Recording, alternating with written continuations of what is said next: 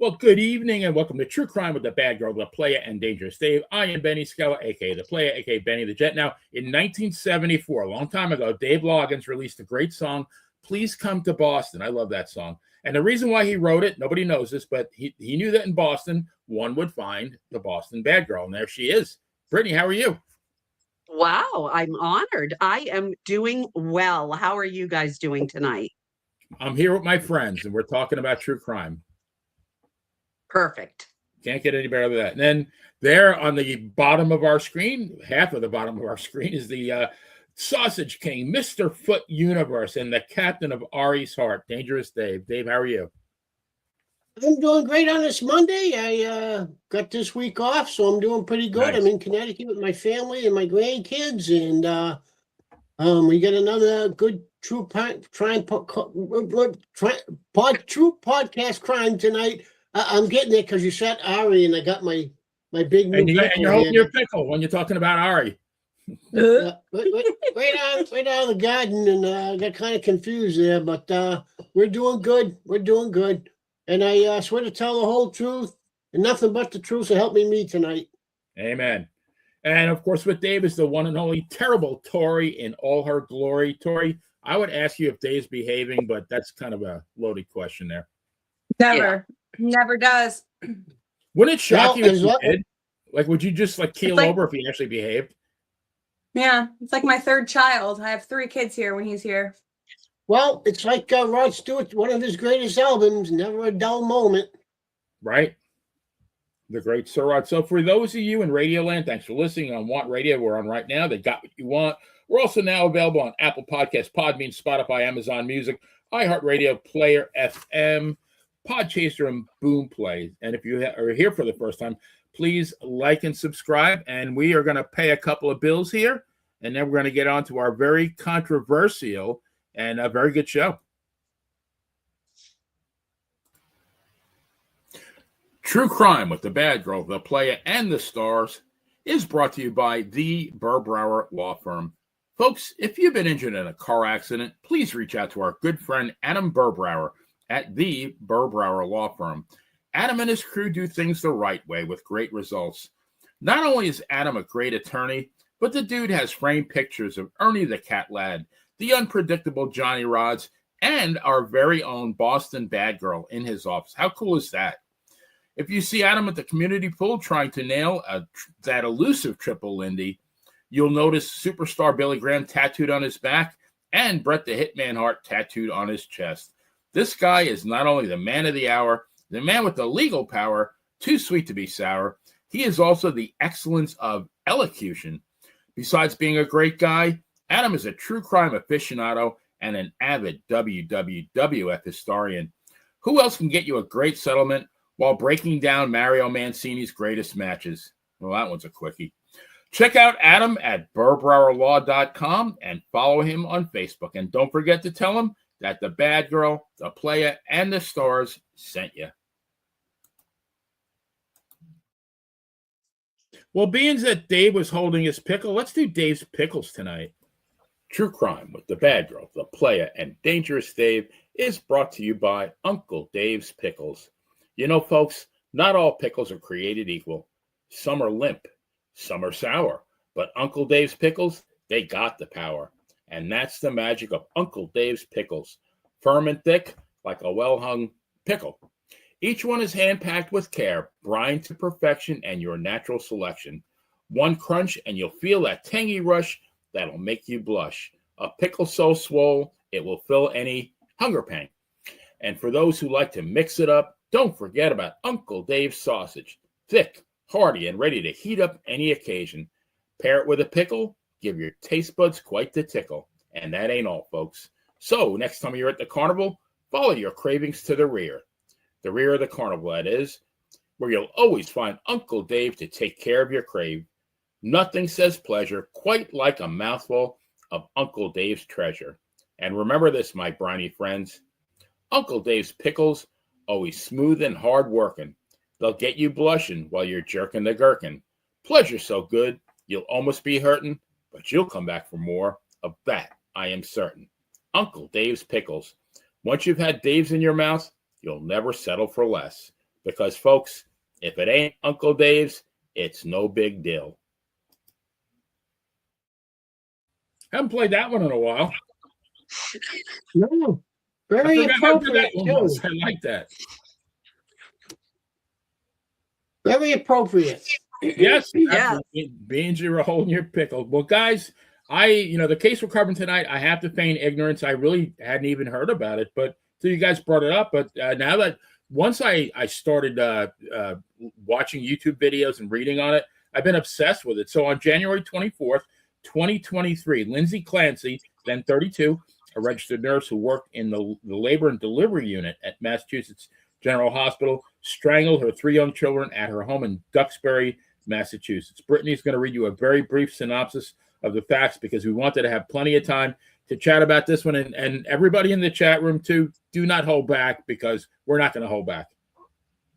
Yeah, this is something else. On January 24th, 2023, Lindsay Clancy, then a 32-year-old labor and delivery nurse at Mass General Hospital on medical leave, allegedly strangled her 3 young children, 5-year-old Cora, 3-year-old Dawson, and 8-month-old Callan, inside the family's home in Duxbury, Massachusetts.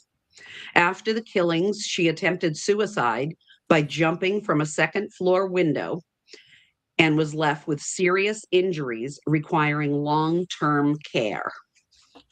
Clancy's attorneys and family have described a history of severe postpartum depression and escalating psychiatric symptoms in the months before the tragedy, including numerous doctor's visits, medication changes, and intense psychological distress.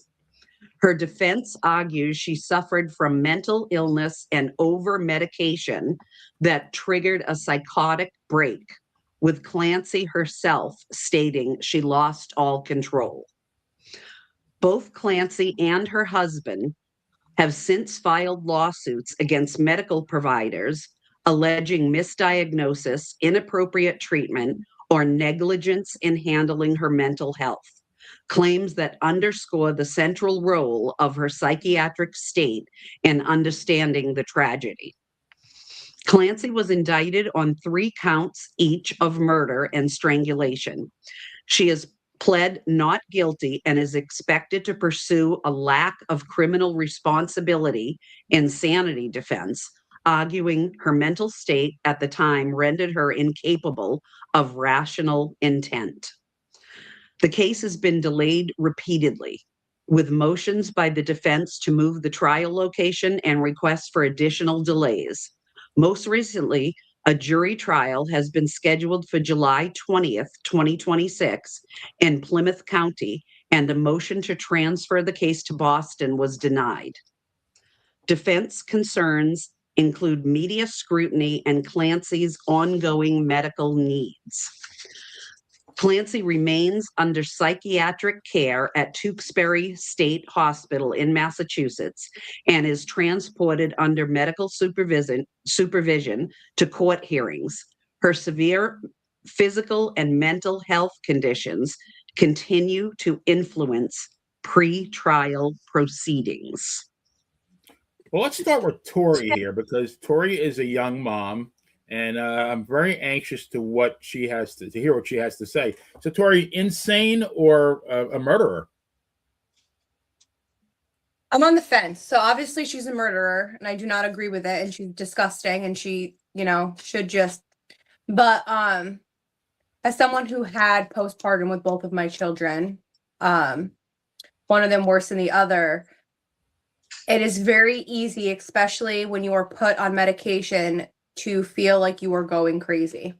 I'm I opted out of the medication route because I don't like to take any types of medications like that. But even without it, it felt like I didn't touch my daughter for the first 2 weeks of her life. Like I had my mom and my sister, the genius, had to take care of her because I just couldn't even go near her because like I knew how, like, I was aware of what was going on. So I feel like if she hadn't been put on all those medications, she too would have been aware of what was going on. I feel like those just put her into like they take your emotions away. They take your feelings away. That's what I think happened with her. I think that had she not been on those medications, I don't think she would have done that. Brittany, what say you? Well, I agree with Tori with had she not been on those medications, she may not have done that. However, it seems to me like a plan because there was a lot of restaurants in the area where she could have ordered takeout from, but she opted to choose a restaurant 20 miles away, 20 plus miles away in the town of Plymouth, Mass. And she sent her husband to pick up medication at CVS and then go to pick up food in Plymouth. He specifically asked her, now this is all just what I read, so I should say allegedly on everything. He allegedly asked her, look, I don't want to leave for that long. Can't we order something around here? And she said, no, this is what I want tonight from this specific restaurant. So she deliberately sent him on a minimum of a 45-minute round trip ride. So to me, that seems like somebody is planning on doing something in that 45 minutes. So if the medication made her do that, it seems like she had enough of a sound mind to plan this whole thing out like she did. She called and ordered the food. She sent him there. She sent him to get medication at CVS. And she chose to stay with those 3 young children after previously telling him, I feel like hurting the children. Right. He left her there anyways with them. I know Dave agrees with that last part, Dave, you feel like a lot of it's on the husband too, right? Well, the thing is, it's very interesting what Tori and Brittany just said. I'll get back to that in a second. But the husband is a friggin' moron. Like, I mean, if you know what your wife is like, and we're just talking about the last baby. Who knows what happened to the 2 previous ones, when she had them. So we're only talking about the third child here. So knowing what knowing what the hell are you leaving the house for, period? Like, why? I wouldn't even have left the house to go get food. I don't care if it was 10 minutes down the road. It's still 10 minutes for her to do. I would have. I think the husband is a friggin' moron who's now suing. But the one thing I picked up on what Tori and Brittany said was, perhaps if she wasn't on the medication, which leads me to believe maybe the doctor is responsible for what happened. That's what they're saying in their lawsuit. I don't know about that because everybody blames the doctors. But after listening to my daughter and Brittany say, well, if she wasn't on the medication, perhaps. So maybe the doctor is responsible for what happens to a certain extent. I mean, I saw the list of medications and they were all heavy hitters like Prozac, what else? Klonopin, Ambien, Seroquel. There was a whole. I mean, every single one of them to me, like everything I've heard about them, that they're all heavy duty. And you have, I think, at some point, like over the 4-month period, she had 13 different medications. So, I mean, that's certainly a part of it. But I did speak to a couple of moms as well, and one of them had a very interesting theory, and she said that she didn't think that she was taking the medication. Yes, it was getting prescribed, but she didn't think she was taking it. And I tend to believe that because, you know, when she called for to order the prescription, they said she sounded very coherent, very lucid, you know, nothing out of the ordinary. When she called the takeout, she got the whole order right. And again, the store person said she was very clear, very lucid. I can't imagine that you could have that kind of drug cocktail in your system. To me, like I take NyQuil and I have to run into bed before I pass out. You know, I understand that I'm a bit of a lightweight, but here's the thing. This is the one thing, and I want to ask you guys about this. This is the one thing that leads me to believe that she's a manipulator. It's because, yes, you know, she like we all said, she planned it out. She saw how she Google mapped it, how long of a round trip it was, and then she threw in the trip to Walgreens or CVS, I guess it was, you know, to pick up some medication. And apparently, the husband did call her while he was at CVS. She didn't answer the call. She called him back, and it was a 14-second conversation. And the one thing that he noted was it sounded like she was in the middle of something. So obviously we know what she was in the middle of, but you know, but here's the real, you know, fly in the ointment for me. So she did all that. Now she's a registered nurse. What she did after she strangled those kids was she went up into her bedroom, I guess, and went into her master bathroom, and she cut herself, I guess, on the wrist and the neck, and then she jumped out a second-story window. Now she didn't dive head first, so she'd break her neck. She dove feet first because she messed her spine up. And I think the only reason why she messed her spine up is because she didn't realize that the ground was frozen. I think she figured she might just fracture a leg. And when the husband found her, she was not bleeding at all. Whatever she did, there were superficial wounds that had stopped bleeding. Now, my thing is, you're a registered nurse. You have to know, if you want to bleed out, you have to know exactly where to cut yourself. So that's number one. And then number two, you really want to off yourself. You know, you have half of CVS in your your medicine cabinet. You're on all these different prescriptions. What you do is you take your blender, you take the 13 bottles, you put them in the blender, you throw in a fifth of gin or vodka, you make a cocktail and you drink it. And by the time, you know, hubby gets home, you're gone. So she obviously, even though she wanted to get rid of those kids, nobody can tell me that she did not want to live. Did they I agree. Did they like test her blood or anything to see if the medications were in her system or no? Do we know that? No, that's a good point. No, I do not know. No, that is a good point. But Very I mean, good all point. these, I can't imagine like these things, because I can't imagine, could you drive with these medications? I don't know what I don't know what the limitations are, but I mean, I took Klonopin once and I felt like a walking zombie. And I took, yeah. And I mean, and it wasn't, somebody gave it to me without my knowledge. It wasn't that I even actively, and I will never forget that as long as I live. And that was once. I can't imagine being on a steady diet of that and like 5 or 6 other medications. There's no way you can function as a human being. Yeah, no, there was a time where I had to take Klonopin for like a week to help with my sleeping, and that's what they gave me. And I was out, like, I would take it and I was out like a light in like 15 minutes, and I slept for hours. Wow. There's no way she was awake, and if she was really on that. Well, that's a good point. I'm assuming obviously they had to take blood work. They had to take blood work from her when she went to the hospital. So to go on Benny's theory, let's go the opposite way. Suppose she was on all those drugs. Like, how do you get out of bed? Like, how do you even get out of bed? That's what I'm saying. How do you, I mean, she had the wherewithal to actually record. Now, the husband was working down in the basement. He worked from home. So she decided, I think she texted him, I haven't made anything for dinner. It's been a long day. Can you go out?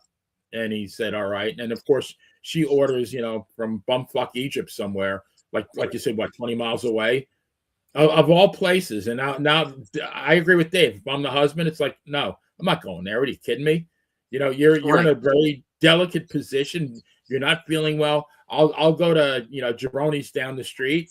I'm not going to, I'm not taking an hour round trip. No way. Or why don't we just order in? How about, DoorDash? And so it's like, to me, like, if I think you said it, Brittany, that he did ask that and she said no. That to me, that like that's a giant red flag to the husband. Like, wait a minute, this lady talked about harming these kids. I'm offering to get her dinner, but it's she's sending me all over the place. What's going on?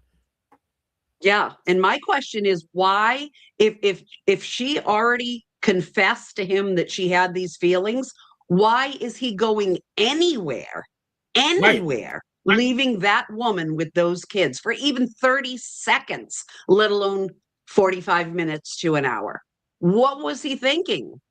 You should have had her committed before. When she first said that, I would have been like, you're out of here. You're not staying in this house with us. Well, she checked herself into the nervous hospital, which is what I call it, on January 1st.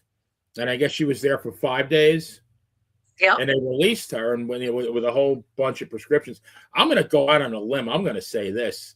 I'm going to say she planned the whole thing, even as far as that goes. Now it's very far-fetched, but I think that she concocted the whole thing, and she thought, all right, well, if I check myself in, because if you say that, if I say I'm seeing pizzas in my room, and I have these thoughts about killing people.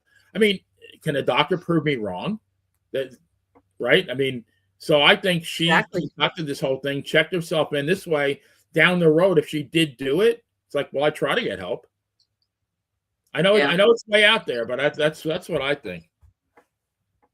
Well, the thing is, I'm going to go the opposite direction of Benny.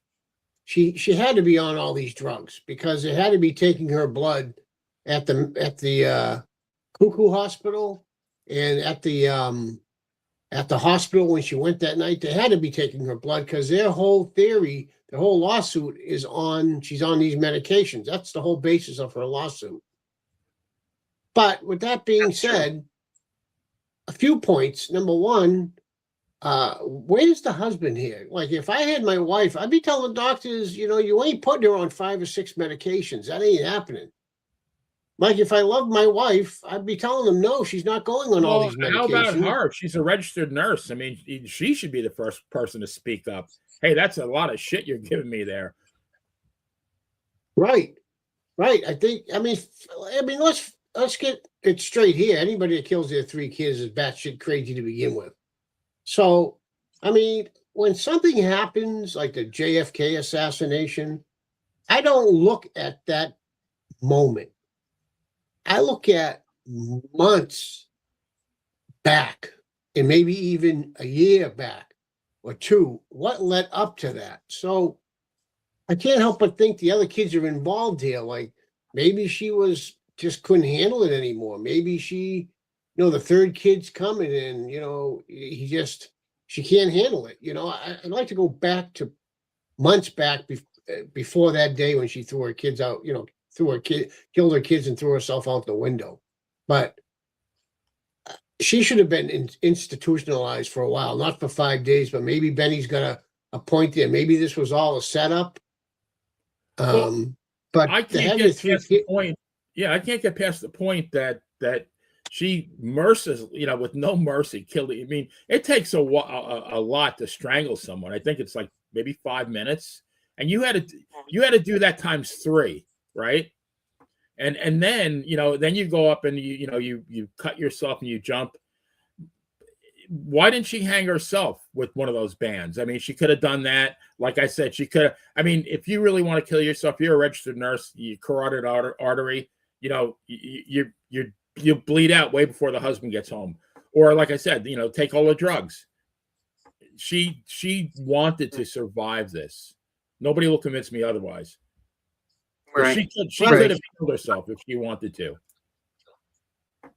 And why didn't she kill her husband if she's that batshit crazy? Right. Why didn't she kill the husband? She didn't kill him. She didn't attempt to kill him. It's almost like they didn't want the kids anymore. That's where I was in my head too.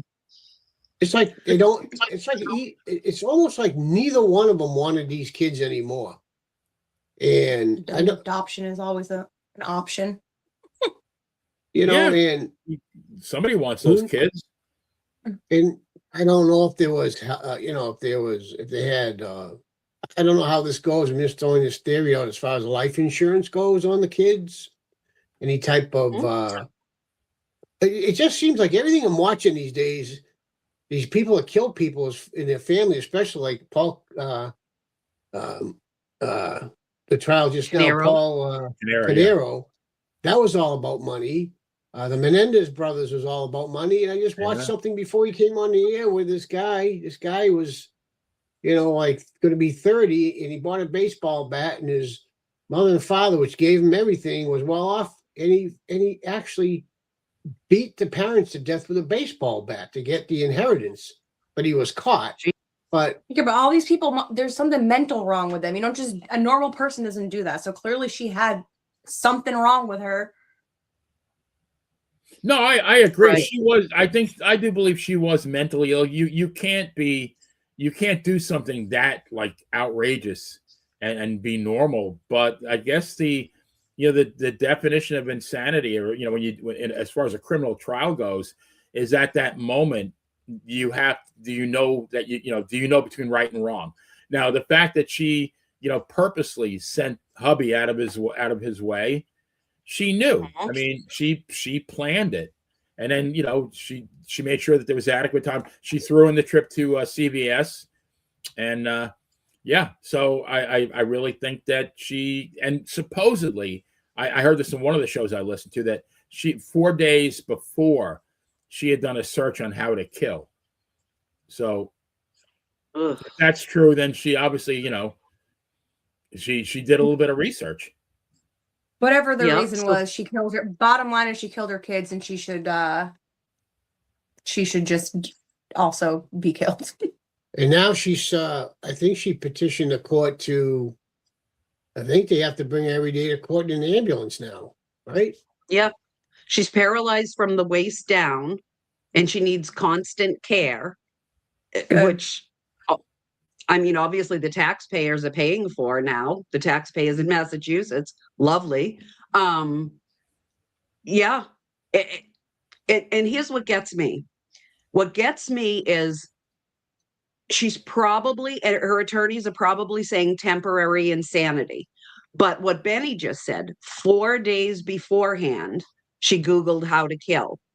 So that's not temporary.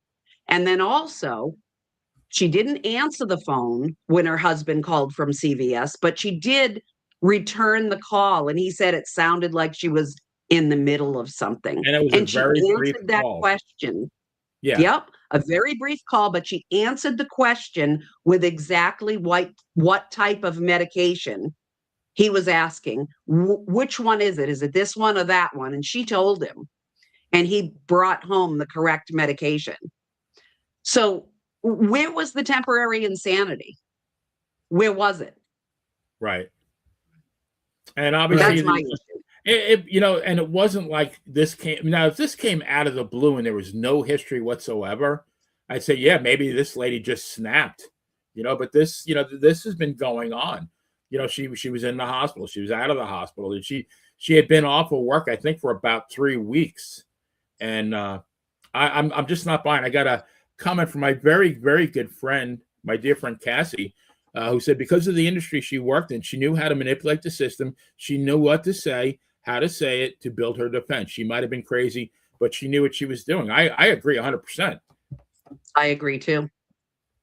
And I agree with Tori. Yeah, she was crazy. And maybe she did have postpartum depression. I don't know.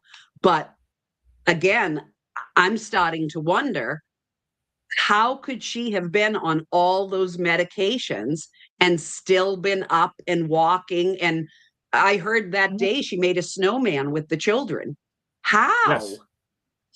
I'm gonna research this and see if if anything came out about her and the medication. Yeah, I would be curious to know, because like you both, Tori and Benny, said what Klonopin did to both of you guys. So how was she on that? I was prescribed it to help me sleep. You're not awake and all. It was the one and only time in my entire life that I slept past 9 o'clock in the morning, and I got up and I was on Queer Street. I didn't know what the hell. I didn't know which end was up. I mean, I was so disoriented, and that was just with, I guess, 2 of them. Was So there I don't anybody know else how on I Queer don't know how Street? she could have possibly functioned, but Anybody else on Queer Street with you, or? no, it was a one-way trip. It was quick. I recovered quickly, but no, it was I felt so out of it, and it scared me how out of it I felt. It's like I bet. lost. I mean, I never sleep more than an hour or two. I'm up 3 or 4 times a night. I'm like the world's worst sleeper. That night, man, I was out for like 12 hours, and I woke up and I was still tired. It's like, where the hell am I? What do you do when you get up 3 or 4 times a night? Mostly pee, because I'm old. I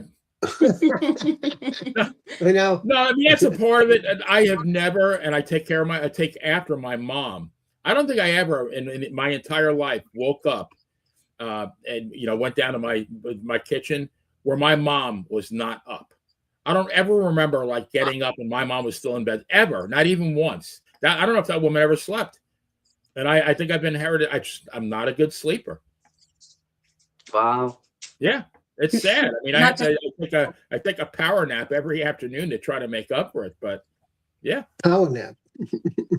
Nappy doos, not to cut the conversation, the old but nappy do. That's right. yes, blood work was done on her when she was brought into the hospital just hours after she killed her children. And the toxology tests were performed, and it showed that she had 7 different prescription drugs, including multiple antidepressants and antipsychotic sedatives and convalescent in her system at the time. Seroquel, it was at its peak level. I mean, what is this lady like? Andre the Giant? Like nothing. I know, right? She looks like. Andre. I'm surprised.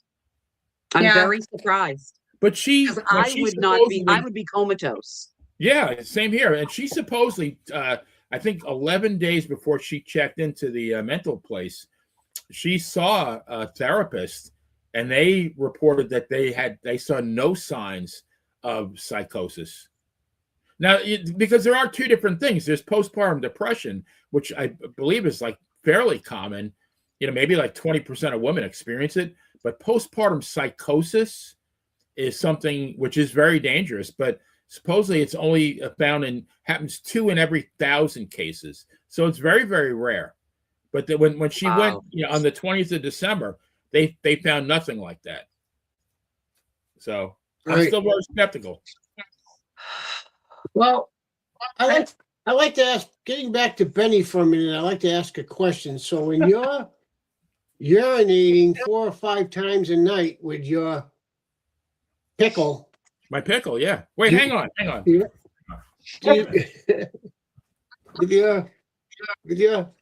Now just think this is Benny. Okay, Benny's going to the bathroom at night. This is Benny. There you go. Now this is you, Benny, going to the bathroom at night, right? Do you ever miss the toilet at all? Do you, like, because it's in the middle of the night, do you ever accidentally pee on the floor or get a little bit on the toilet, or are you an exact how about during the day when you're awake? Like during the day, do you ever, I don't know, miss the toilet and happen to pee on the floor or the seat or anything? It wasn't me. Okay, thank you. Tori's saying that with a lot of conviction. Yeah, I've been accused of something around here, and it's not me. It's not me. It's probably Duke. Okay. No, I'm a marksman. Right? I never miss. Never miss. Okay. I also. Now, if I take Klonopin, I wonder if I would wake up and I'd pee myself. Probably. I don't want to find out. Right, exactly. So wait, so Tori, they said now, did she have normal doses of these things or just? It said I don't know, remember what it was, Seroquel? What was it that she was on? Is that what it's called? One of them was Seroquel, yeah. Yeah. It was at its peak level in her system. Okay. Now, I don't know. Triazidone or triazidone was whatever that's called, was a low level, like very low, like barely in her system. And that was the only 2 that they said how much was like the amount that was in there. Wow. So, and she was on antipsychotics also. Wow. Yeah. 3 antidepressants. I was kind of on the fence with this. Maybe the doctors are responsible then. maybe they have to bear some responsibility to giving her all those drugs. Because at first, I was against that. Like I was against them. I thought they were just suing the doctors for some money, but maybe the doctors are responsible. You know, maybe Well, you they know, Maybe a little bit of both.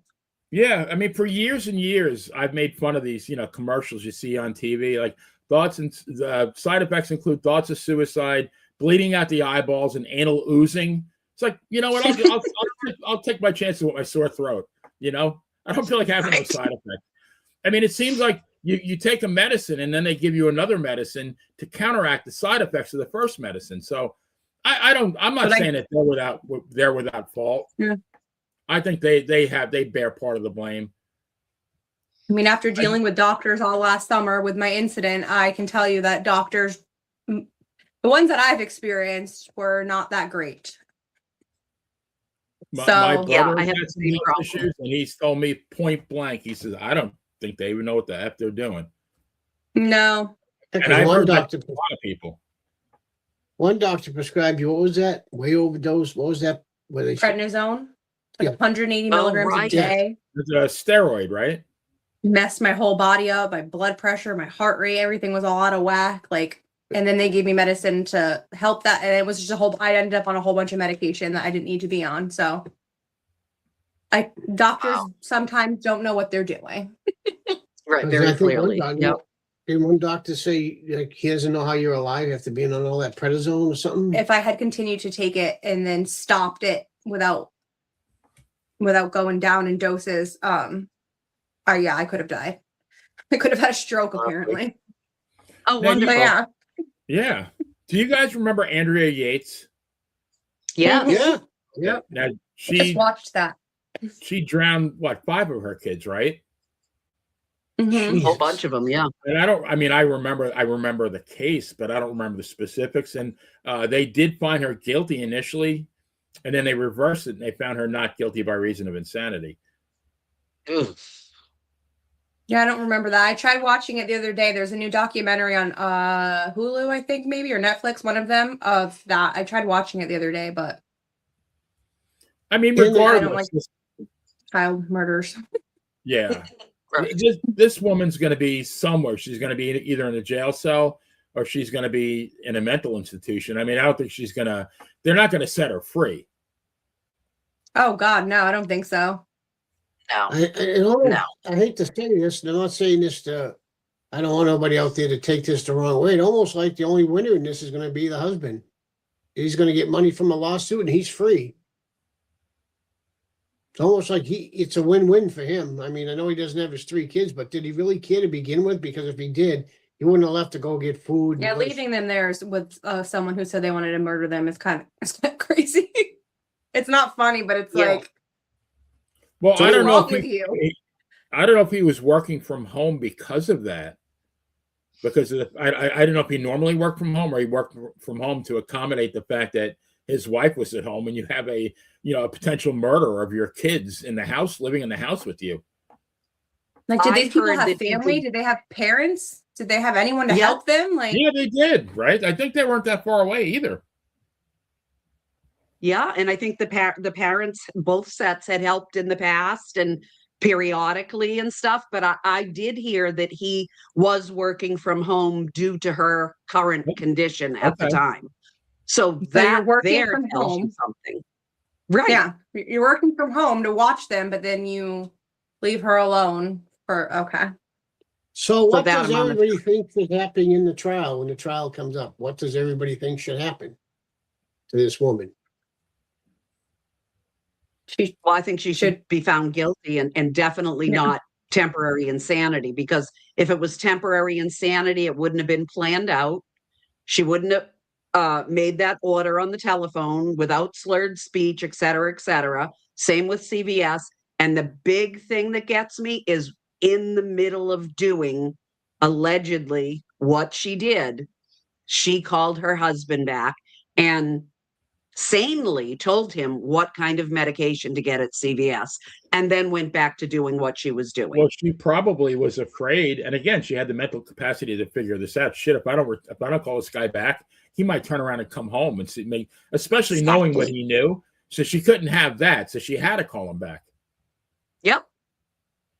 Right. So when he called her, she probably was in the middle of choking one of the kids to death and couldn't answer the phone. Yeah, because Right. she sounded rushed. But like Brittany said, she had the acuity, the mental wherewithal to make that phone call because she knew what would have happened if she didn't. Yep. So do you think, I guess what I'm trying to ask everyone is, do you think she should go to a mental institution or to jail? Jail. Benny? I think she should go to jail, but I'm afraid that they're going to find her not guilty by reason of insanity, which I think is the wrong call. And I think if they do that, man, that guy, the husband now, he's got a blank check when he sues these doctors. He's gonna be a multi-millionaire. Yeah. Terrible Tory. I don't know. I feel like if she went to prison, I feel like it would be a lot worse because they probably would put her, in solitary because she's a baby killer and she would have a target on her back. So I feel like that's a great place for someone to live their life alone in a cell. So jail, prison. Yeah. Where have they been holding her? Has she been in the hospital all this time? Yep. Tewksbury. Oh, that's right. The Duxbury mental. Yeah, I've known a few Where people up is there. One was a Duxbury? family Is member. that close to Boston? Duxbury is halfway between the Cape and Boston, closer towards the Cape.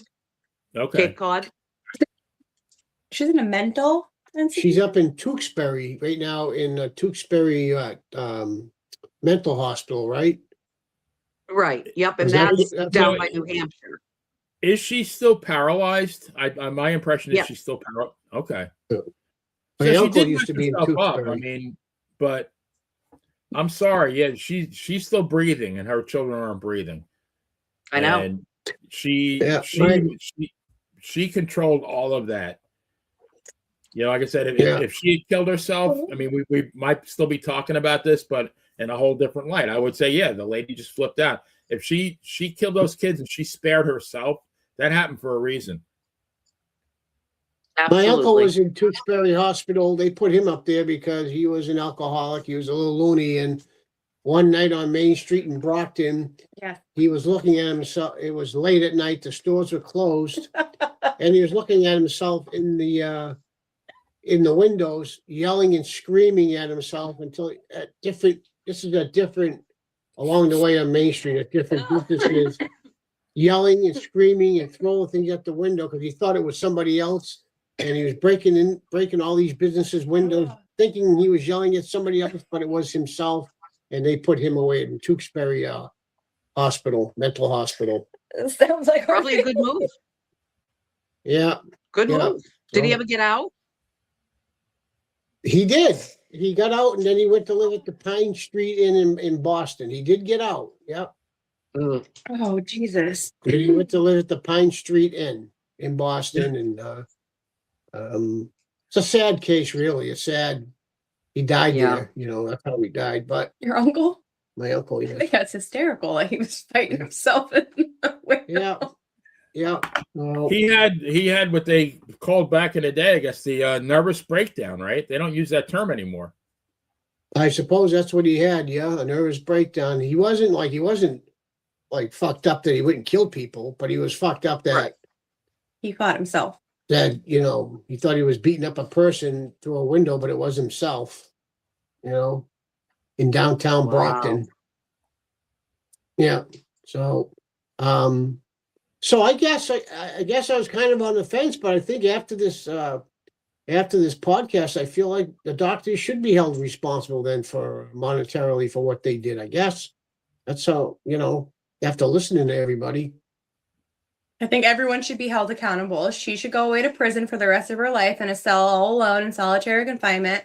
And the doctor should also get held accountable for, instead of treating her, just handing her all these medications. That It's too should be- bad you can't get a settlement like this case. It's too bad they're going to get a settlement, obviously, now that it's too bad you can't get a settlement and put it in to really fuck the husband, to put it in the scholarship funds for like high school kids or I was to go to Dave. I was college. just thinking the same exact thing. Take that settlement and maybe study postpartum depression or something like that, or Yeah, don't give it. Award the money to them, but don't give it to them. Put it in Right. scholarship funds or help other women that are suffering from postpartum depression and stuff like that, and don't give it to him because I don't think he deserves it. I think he's a piece of shit. That's just my opinion. Yeah, I don't think he should benefit idiot. one penny from this. No, you shouldn't get rewarded for that kind of negligence. I'm sorry. No, because that is Yeah. gross negligence. It is. I mean, I can Yeah. only imagine what he, Now, I mean, a part of me for like a nanosecond thought maybe he was a part of this, but I really don't think he was. No, he I was don't just either. stupid. He had no common sense. Lack I think of brain cells. he was a dumbass, but I don't think he was evil. I think a part of her was evil anyway. Yeah. There's a lot of sadly, evil. Go ahead, True. Brittany. it went on for days. It obviously went on for days, just like all these people, like Scott Peterson, Michael Peterson, all these Petersons that kill everybody. They all looked in their computer like a month ahead of time, 2 weeks ahead of time, 3 weeks ahead of time, how to kill someone, how to push somebody down a set of stairs so that they will break their neck. Right. All these different things. And then, you hear of people poisoning their husbands or wives with antifreeze and stuff. And then they do searches 3 weeks ahead of time. How much antifreeze will kill a person? Over what account? What time period do I have to give it to them? This is not temporary insanity. This is planned murder. Well, I'll tell you what, after watching that Dateline episode before I came on tonight with the guy, the kid with the baseball bat and beat his parents, no way those Menendez brothers should be let out of jail. No way. I don't care. Yeah. After watching that episode and what he did to the parents to get their inheritance and their will, no way these two should be let out of jail. No way. Now with them, if they had done that, because supposedly they were abused, if they had done that, and then they went to college and whatever, I mean, they made lives, but the fact that they started spending that money like it was water from day one, that's what turned me the wrong way with them. They obviously had intentions. That's what they wanted. Well, that's what got him caught. That's right. That's why the police started looking at him, because they started spending all this money. That's what they really wanted. They didn't really want the freedom from the parents. They wanted the money. Yeah. Yep.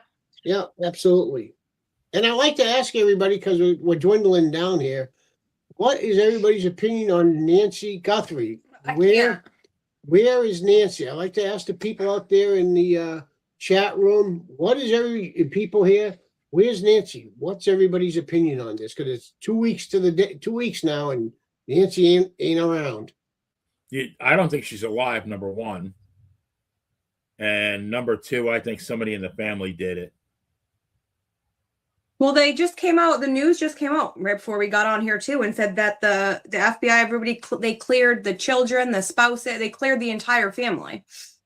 Oh. Yeah, that was breaking news before he came on. The whole family, Really? the sister, the son-in-law have all been exonerated. Well, because they found DNA, and they're still waiting for the results to come back, because they found it didn't match anybody in the family or anyone that it belongs in that house.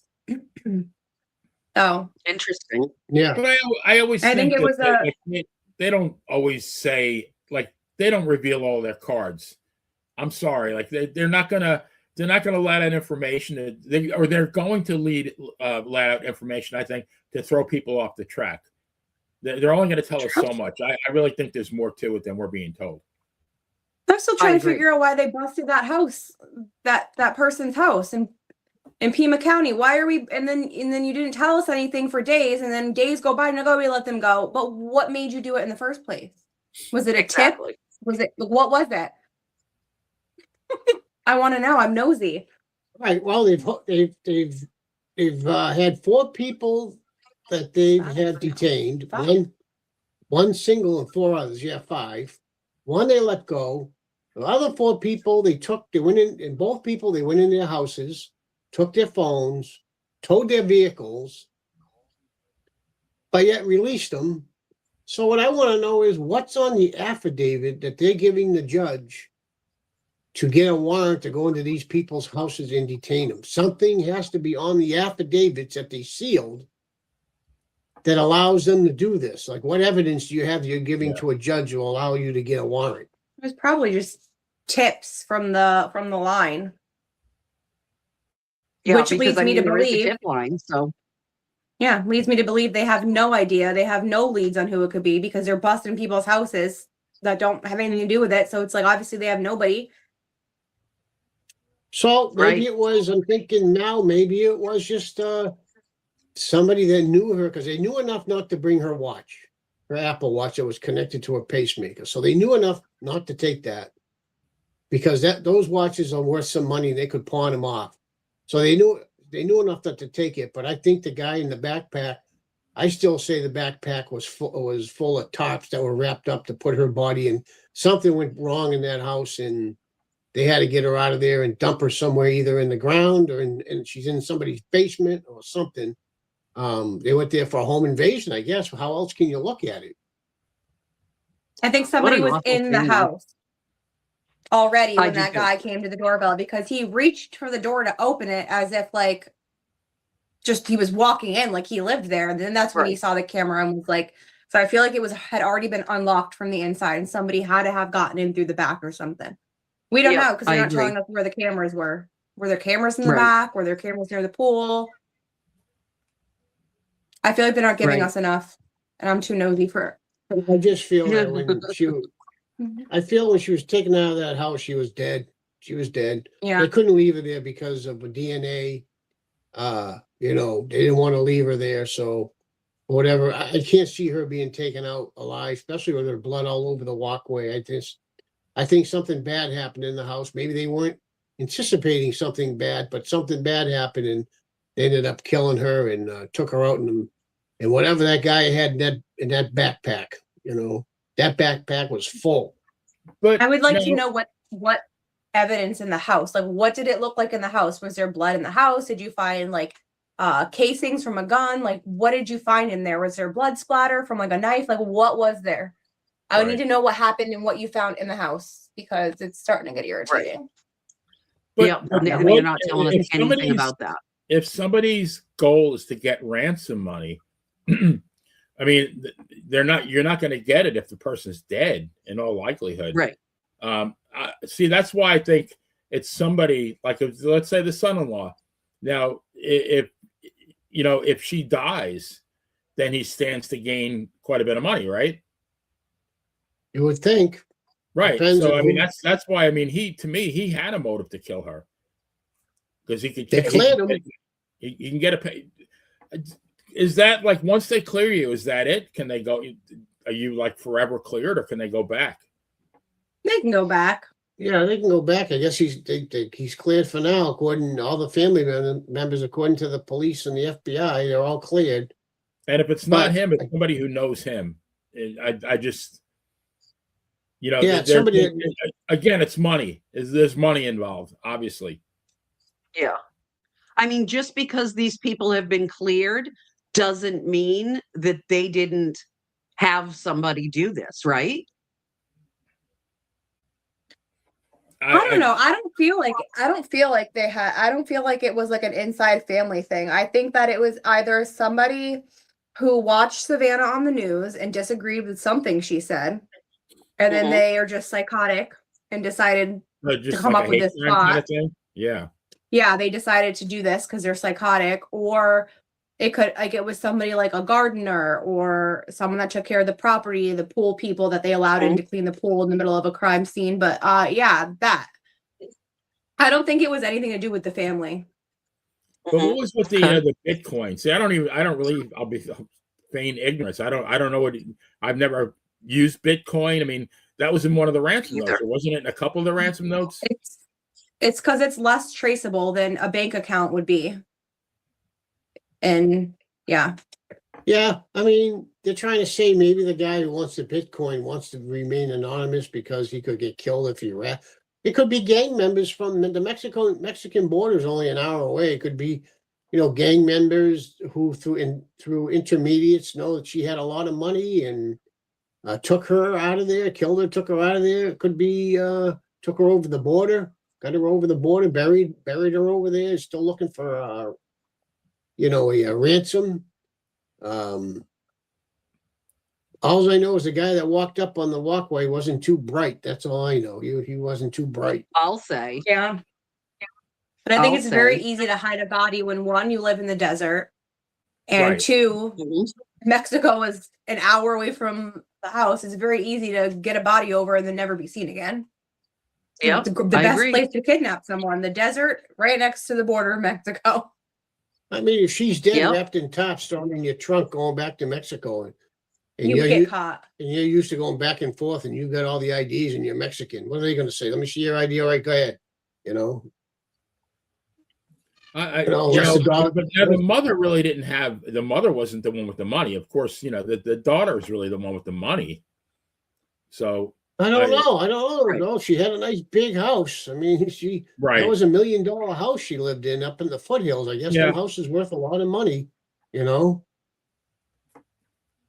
the other we hand, don't it could have just been a random home invasion that just happened to be Savannah Guthrie's mother's house. Yeah. I don't know about that We'll one. find Yeah. out someday. Dave, do you have a true crime update for us on the Canero case? Yes. Paul Canero. Oh, here's some good news. Paul Canero is going to spend the rest of his life in prison. He was convicted for killing his brother, Keith, and his wife and the 2 kids. And I could never understand why he killed the 2 kids. But once you listen to closing arguments from the prosecutor, it's because if he killed his brother, the wife and the 2 kids were still in control of the businesses and all the money because her name was on everything behind him. So he knew if he left the wife and the kids alive, because it was for money, 1.5 million, I think, insurance on him and the business money. So he knew if the wife stayed alive and the 2 kids, he still wasn't going to get anything because they had her name and the kid's name were on everything after Keith. So that's why he ended up killing her and the 2 kids, That thinking makes he was perfect going to. sense. Yeah, he was going to inherit everything. And those 2 poor kids, I mean, Jesus. I mean, God. and the fucked part is you watch this guy, watch the trial, and he just sits there stoically, just knowing he did it. He was Because they're alone. psychotic. Yeah. They don't care. Did you not see Brian Kohlberger when he was on trial? They're psychos. No reaction when the verdict came down, just sitting there stoic. I think his lawyer sucked. I don't. That's my opinion. I watched her. I thought she was terrible. But Yeah, no, she absolutely sucked. In fact, she defied the laws of physics. She sucked and she blew at the same time. And she was yeah, she just sucked Can and you blew, not wave that in my blew at the same face, time. please? But he just sat there like with this every day in court with the same look, this stoic look on his face. Like, I don't know. I think if I was in court and I had to go to court every day and I was sitting there, I'd just say, "Hey, you," I'd do something just to be a fucking idiot or something. Well, hey, I want a Diet Coke. Can somebody get me a Diet Coke or something? The guy just sat there stoic every single day. I'd cry. Yeah. I think I'd cry. well. He never I mean, pulled out a pickle, nothing. Anybody who does something like that, I mean, are they sane? I mean, to kill your own brother, a sister-in-law, and your niece and nephew, are you? I mean, you're not normal. I mean, sometimes I wonder, like they're all, in my mind, they're all insane because a sane person wouldn't do that. Right. But could he be insane for all these years? I mean, no. I mean, the whole. I mean, the criminal definition is you have to know what is right and wrong between the difference between right and wrong when you commit the act. And he absolutely did. I mean, and there was so much thought behind it. You know, the fact that he, Yeah, like you know, what, when he left his house, you could see him turning his alarm off. And I mean, he like, left yeah, breadcrumbs everywhere. Yeah. like what are you thinking on the drive there? Like, you know, you're gonna go kill your brother, his wife, and the two kids. Like, what's going through your mind when you're on your way there? That it's wrong. You ever Like, think, well, you know what? Maybe this is maybe a mistake. Maybe I should turn back and, you know, right, I don't Forget have the to do whole this. I thing. don't, you know, yeah. right, and then, Yep. you know, and then the other scumbag, he's trying to get a new trial. Murdoch, he's trying to get a new trial. Oh, geez. He's in He court now should every day, give it up. trying to get a new trial, because he's trying to say the court lady told the tainted the jury by telling them that they should convict him and talking to the jury during the trial. So he's trying to get a new trial. I never followed that. Yeah. Good luck to Meanwhile, they him. filmed his son. Meanwhile, they filmed his son, the surviving one. He just won a big lawsuit. They filmed him at a cash register, working somewhere behind a cash register, but he just won a big lawsuit. I want to say Buster Murdoch. He just won a big lawsuit. I want to say against CBS, some media giant that was saying derogatory statements about him, how he killed somebody, how he killed his friend, and he wasn't involved. Well, he just got a nice big settlement. Oh, lovely. Yeah, nice big settlement Buster Murdoch just got. You can Google his name, it'll come up. Nice big lawsuit when he just Well, got. I mean, there were several people that turned up dead before Yep. what's his name killed the family. Yeah, that's right. The son. One of Buster's friends did indeed turn up dead. That's right. Right in the middle of the street, no less. In the middle of the street, the mother. Right. The mother thinks he did it and threw him in the middle of the street or hit him with the car. But they filmed him at a clothing store working behind the cash register. But I don't think he's working there anymore after this settlement. Yeah. No. I wouldn't be. Well, Yeah. welcome to America 2026, right? Yeah. You don't want to work, just sue somebody. Yeah. Yeah. There you go. You're all set. Yeah. All right, guys. Well, thanks to everyone in the live chat. I think we're pretty unanimous on our opinions here. We just don't know what the verdict's going to be. We all know that she did it. I think pretty much all of us really would like to see her, thrown behind bars. And I just worry that, they're going to use the insanity defense and it's going to work. But in any event, the lady's she's going to be behind some bars, whether it be at a prison or the state nervous hospital. But now Brittany is on Funland Radio every Saturday from 1 to 5. I'm on Want Radio every other Sunday now from 3 to 5 o'clock. So for the bad girl, Uncle Dave, and Terrible Tori, this is the one and only Playa, telling everyone to stay safe, and we will see you next crime. Good night, everybody. everybody. Good night, Mrs. P. Good night, Check the power. Justin. Night all. Good night. Good night, everyone.